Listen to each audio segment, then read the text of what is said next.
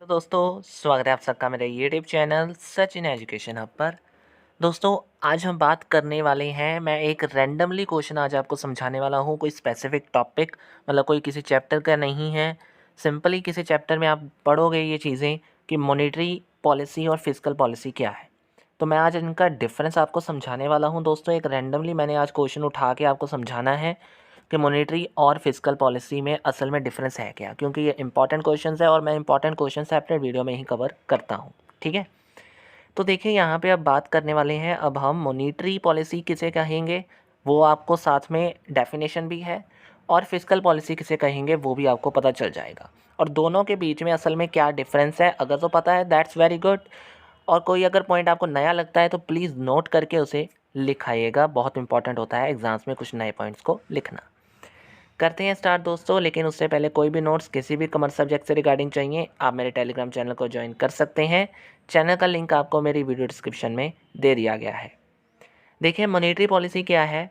It is a financial tool that is use by the central bank in regulating the flow of money and the interest rates in an economy. ये एक financial tool है जिसे central bank use करता है money के flow को regulate, मतलब money regulate करने के लिए। किसको? मनी के फ्लो को या फिर इंटरेस्ट रेट्स को एक इकोनॉमी के अंदर। मतलब हमारी इकोनॉमी है, हमारी इकोनॉमी में हमारा जो सेंट्रल बैंक है वो मॉनेटरी पॉलिसी का इस्तेमाल करता है। किस चीज़ में? That is regulating the flow of money and interest rate. जो इंटरेस्ट रेट है या फिर मनी है उसको रेगुलेट करने के लिए। ठीक है, ये इसका मेन मतलब हो गया। और दूसरी पॉलिसी क्या होती है? It is use by the central government not a bank. इसमें सेंट्रल गवर्नमेंट आ रही है in managing the tax revenue and the policies related to the expenditure for the benefit of the economy. इसमें economy में कितना revenue और कितना कितना खर्चा पूरे साल का है उसे मैनेज करने के लिए सेंट्रल गवर्नमेंट ये पॉलिसी बनाती है। सेंट्रल बैंक जो पॉलिसी बनाता है इंटरेस्ट रेट और मनी सप्लाई को कंट्रोल करने के लिए उसे हम मॉनेटरी सप्लाई कहेंगे, मॉनेटरी पॉलिसी करेंगे। ठीक है, और दूसरा फिस्कल किसे कहेंगे? जो सेंट्रल गवर्नमेंट बनाता है टैक्स रेवेन्यू और टैक्स एक्सपेंडिचर्स को मैनेज करने के लिए। डन हो गया मीनिंग। चलिए सेकंड आता है मैनेज्ड बाय। अभी आपने डेफिनेशन में ही क्लियर कर दिया, it is managed by central bank और it is managed by central government. मतलब वहाँ पे गवर्नमेंट है और वहाँ पे सेंट्रल बैंक आता है। मेजर्स किसे कहेंगे? It measures the interest rate applicable for lending money in the economy. जो मॉनेटरी पॉलिसीज़ हैं उसमें हम कहेंगे कि it measure the interest rate. ये ज़्यादातर इंटरेस्ट रेट को मेज़र करता है किसके लिए? जो एप्लीकेबल हो रहे हैं मनी को लैंड करने के टाइम पे। और दूसरी तरफ वो मेज़र करता है कैपिटल एक्सपेंडिचर या फिर टैक्सेस को। यानी अगर हम बात कहें कि मेजर्स क्या है, मॉनेटरी पॉलिसी किसे मेज़र करता है? इंटरेस्ट रेट जो चल रहा है इकोनॉमी के अंदर। और जो फिस्कल पॉलिसी है वो किसे मेज़र करती है? That is called expenditure of capital, यानी कैपिटल एक्सपेंडिचर। ठीक है, देखें आगे क्या है। फोकस एरिया कहाँ पे फोकस करता है? Stability of the economy. Mainly focus होता है मॉनेटरी पॉलिसी का कि इकोनॉमी को स्टेबल रखना है by lending the money at less interest rates more interest rates. यानी मतलब दोनों में एक तरीके का बैलेंस बना के रखना है। ठीक है, वो क्या करना चाहता है? स्टेबल होने के लिए, मतलब मेन फोकस होता है इसका करना। और फिस्कल पॉलिसी का मेन फोकस एरिया क्या है? ग्रोथ करना, क्योंकि वहाँ पे खर्चे और रेवेन्यू की बात हो रही है तो ग्रोथ हो जाएगी। लेकिन जब हम सेंट्रल बैंक के अंदर मॉनेटरी पॉलिसी की बात करते हैं तो वहाँ पे वो स्टेबिलिटी की ओर ज़्यादा फोकस करता है। ठीक है, नेक्स्ट आता है हमारे पास इम्पैक्ट ऑन एक्सचेंज रेट। किसका इम्पैक्ट ज़्यादा पड़ेगा आपके हिसाब से? बिल्कुल आपको पता ही होगा, दैट इज़ मॉनेटरी पॉलिसी, क्योंकि इंटरेस्ट रेट किसके रिगार्डिंग है? Foreign exchange rate.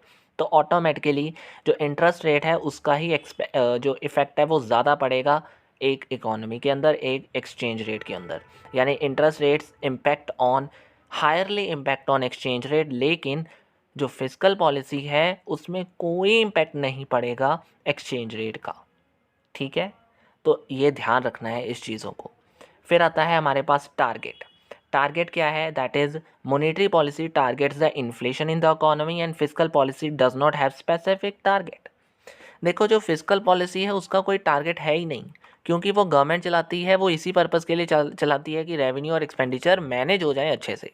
उसमें कोई स्पेसिफिक और कोई टारगेट नहीं होता। लेकिन मॉनेटरी पॉलिसी का एक मेन टारगेट होता है कि उसने इन्फ्लेशन यानी पैसे जो बढ़ रहे हैं, प्राइजेस जो बढ़ रहे हैं, उनको मैनेज करना, उनको कम करना।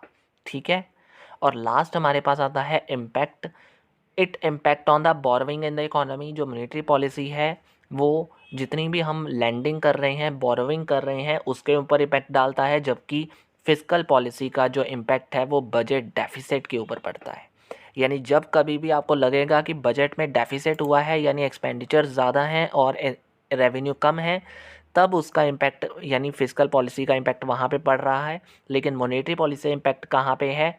बोरोइंग के ऊपर। तो वो पूरी इकोनॉमी की स्टेबलाइजेशन के ऊपर है, सेंट्रल बैंक बनाता है, इतना क्लियर हो गया। जबकि उधर दूसरी साइड पे सेंट्रल गवर्नमेंट का ही सारा काम या रोल होता है। ठीक है।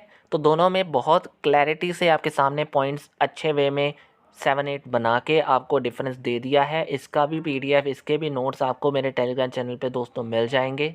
ठीक है। आप वहाँ पे मैसेज करके भी ले सकते हो, आसानी से ज्वाइन कर लीजिएगा। कोई क्वेरी होगी वहाँ पे भी पूछ सकते हो, यहाँ पे कमेंट बॉक्स में भी आप कमेंट कर सकते हो। ठीक है।